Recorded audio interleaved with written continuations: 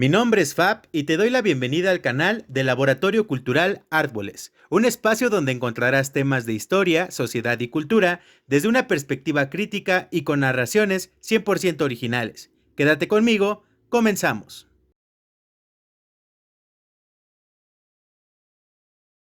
Habiendo mencionado gran parte del contexto que circunda a este hecho, es momento de hablar sobre el proceso de independencia en el hasta entonces Virreinato de Nueva España. Y presento un resumen del libro de Luis Villoro, llamado El proceso ideológico de la Revolución de Independencia. Estamos en Nueva España.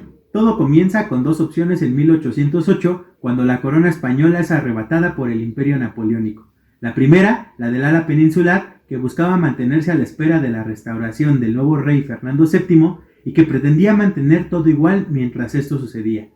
Y la segunda, el ala criolla, que pretendía utilizar la situación de España como ventaja para lograr obtener autonomía, mas no independencia. Esta ala estaba representada por Primo de Verdad y por Francisco de Azcárate.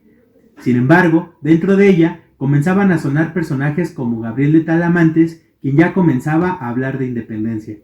Estos últimos, junto con muchos otros conspiradores moderados, fueron encarcelados en cuanto el gobierno virreinal se enteró de ello, puesto que sabía que si bien esta segunda ala era pequeña, sin mucha fuerza por ser un grupo social igualmente favorecido, a diferencia de los mestizos, indios y los esclavos, no podían esperar a que llegara voces de estos últimos grupos populares, quienes tenían un ganar-ganar por ser los más desfavorecidos y que encima eran mayoría. Habiendo transcurrido un par de años, se formaron juntas gubernamentativas a lo largo de la América hispánica tras la ausencia de un rey que controlase el futuro de estas provincias españolas. Siendo así, los criollos de Nueva España logran avivar nuevamente las ideas de ganar un territorio que no dependiera de cortes ilegítimas españolas. Siendo la conspiración de Querétaro quien encabezaría esta primera etapa, es donde aparecen nombres como el de Miguel Hidalgo y Costilla, Ignacio Allende, Juan Aldama, y personajes movidos por una línea moderada de criollos que buscan a toda costa seguir manteniendo la lealtad al próximo rey en turno, pero que de fondo no buscan lograr reformas económicas y sociales en el virreinato, que hacía meses estaba bajo dominio francés. Esta primera campaña inició la noche del 15 de septiembre de 1810. Logró tomar Celaya, Guanajuato, Valladolid, que es actualmente Michoacán, y principalmente logró agitar diferentes insurrecciones a lo largo de toda Nueva España, como en San Luis, Guadalajara y Zacatecas, mismas insurrecciones que también estaban fuertemente influenciadas por las juntas creadas en América del Sur. La campaña de Hidalgo y Allende se definió en la batalla del Monte de las Cruces en Ocoyoacac, siendo derrotada por el general realista Félix María Calleja. Si bien esta primera insurrección armada logró atraer a cientos de indígenas, esclavos, mineros, no fue lo suficientemente fuerte para sostener una lucha armada, dando como resultado la captura y ejecución de Allende e Hidalgo el 30 de julio de 1811, y quienes sus cuerpos serían el estandarte de la victoria realista contra cualquier futura insurrección. Posterior a estos acontecimientos, la segunda ola de insurrección quedó a manos de dos principales frentes. Uno que encabezaba la Junta de Zitácuaro a manos de Ignacio López Rayón, quien había sido secretario de Hidalgo, y que de igual forma seguía una línea criolla moderada a espera del gobierno de Fernando VII, y un segundo frente encabezado por José María Morelos y Pavón, quien ya comenzaba a ganar fama en la costa sur. Este último representaba una línea más radical, siendo que se apegaba más a los ideales independentistas, donde se ganarían derechos igualitarios, supresión de castas y sobre todo un gobierno independiente de la corona. La campaña de Morelos logró ganar posición en los actuales estados de Guerrero, Puebla, Morelos.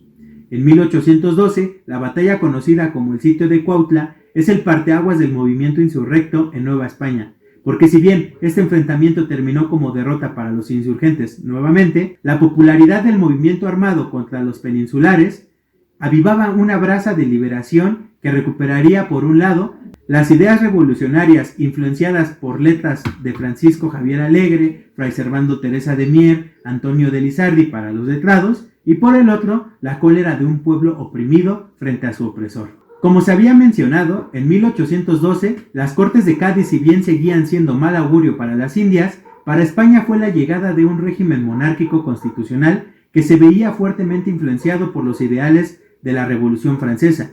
En este sentido, dicha constitución no solo quería dotar de soberanía al pueblo español frente al tiránico gobierno francés, sino que también abría más el debate en las juntas gubernamentales de las Indias por zafarse de una vez por todas de la corona española.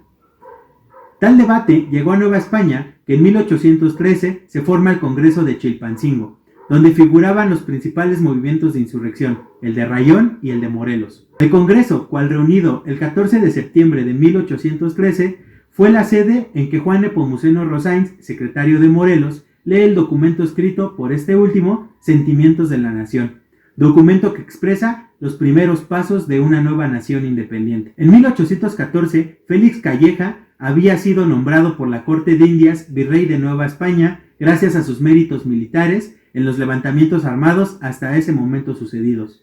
Asimismo, el 22 de marzo de ese mismo año, Fernando VII regresa a la corona de España y comienza a apagar todo pensamiento liberal que había surgido en las Cortes de Cádiz en su ausencia. Esto provocó que el Congreso de Chilpancingo comenzara a tener fuertes divisiones entre los bandos mencionados. Para el 22 de octubre de 1814 es presentada la Constitución de Apatzingán, constitución que al igual que todas las creadas en esos años, estaban fuertemente influenciadas por la Revolución estadounidense, la Revolución francesa y por todos los pensamientos ilustrados del momento. Sin embargo, dicha constitución no tenía validez al igual que la de Cádiz en España. Morelos, después de haber perdido a sus dos principales generales, Hermenegildo Galiana y Mariano Matamoros, fue aprehendido y fusilado. Con esto, prácticamente queda apagada la segunda ola de insurrección, que a buenas tientas ya contenía un plan y rumbo sólido hacia una independencia guiada por la clase media y sostenida por las clases bajas. Para 1917, Guadalupe Victoria y el general Osorno son de los pocos insurrectos que quedan en el ahora restituido antiguo régimen monárquico. Pero salta a la luz un nuevo insurgente, Vicente Guerrero, quien encabezará la tercera y última ola del movimiento independentista, junto con otro personaje de la élite criolla. No obstante, hay que mencionar antes de esta ola que se repetía la historia preinvasión napoleónica en España. Fernando VII ocupaba una corona golpeada económicamente por la reciente ocupación francesa, y sus colonias eran probablemente la única alternativa de restablecerla. No sería igual, puesto que en esos años algunos territorios de Sudamérica habían comenzado también procesos armados. Esto provocaría que Nueva España fuese mayormente la cartera para esta restitución. En Nueva España se vivían tiempos difíciles, no obstante, la élite criolla había tomado fuerza frente a las insurrecciones, principalmente en el ámbito militar. El criollismo encabezaba un verdadero peligro para la realeza. En 1820 surgió una insurrección liberal en España que terminó por hacer jurar a Fernando VII ante la Constitución de Cádiz. Esto favorecería a las Cortes de Indias, siendo que en Nueva España el virrey también firmara. Tal situación afectaría principalmente al clero, puesto que éste implicaba que gran parte de su riqueza fuera cedida a otros fines. Esto haría que los clérigos en Nueva España, los criollos que encabezaban a la fuerza militar, dieran nacimiento a Agustín de Iturbide, un criollo noble que ahora encabezaría un movimiento insurrecto contra la corona de España. Este movimiento llamaba a todos los grupos a generar una nación independiente, incluidos los peninsulares que radicaban en Nueva España, aunque esto, claro, únicamente era seguido por clérigos, comerciantes y militares. El pueblo no ganaría nada. Por ello, tendría que pactar con movimientos insurgentes, como el de Vicente Guerrero, para poder atraer a las clases populares. Eso fue a través del Plan de Iguala. Tal era la fuerza de Iturbide, ahora que al llegar el último gobernante de España, Juan de O'Donoghue, a suplir al entonces virrey Apodaca, este acepta firmar los Tratados de Córdoba, documento que pacta la independencia de Nueva España el 27 de septiembre de 1821. Al día siguiente, Agustín de Iturbide entra triunfante a la Ciudad de México por haber logrado la encrucijada insurrecta que duró 10 años. Sin embargo, esta fue reconocida por España hasta el 28 de diciembre de 1836. El escenario siguiente, en ese septiembre de 1821, era elegir entre las dos opciones de soberanía. Uno, hacer valer el documento del Plan de Iguala que hacía de alguna forma valer las peticiones generales de las diferentes castas que componían a Nueva España, o dos, que el poder legislativo fuera el único soberano, quedando la última opción. Iturbide se nombra soberano con el título de Emperador de México, siendo el principal argumento de que la recién nacida nación aún no estaba lista para otro modelo de gobierno. Lamentablemente, este suceso no significa ningún cambio para la estructura social económica de México, puesto que este triunfo únicamente hacía un cambio de oligarquía, dejando de lado a la realeza española por la nobleza criolla en un primer momento.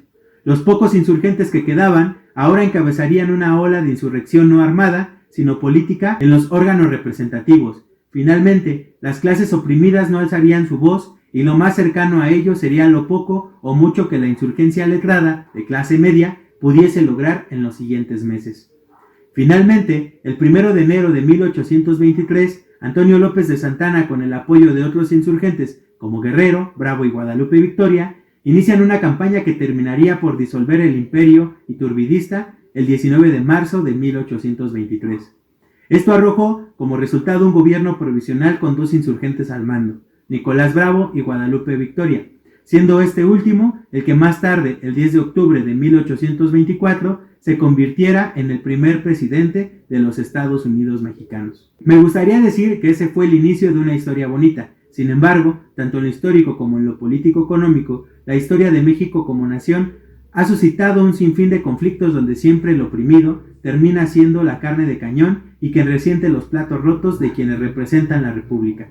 Si bien esta historia es a la que estamos habituados más a escuchar, habría que agregarle toque de constructivo. La narración no nacionalista y fuera del romanticismo del historicismo, habría que sacar algunas reflexiones finales, pero eso lo veremos en la última parte de esta miniserie.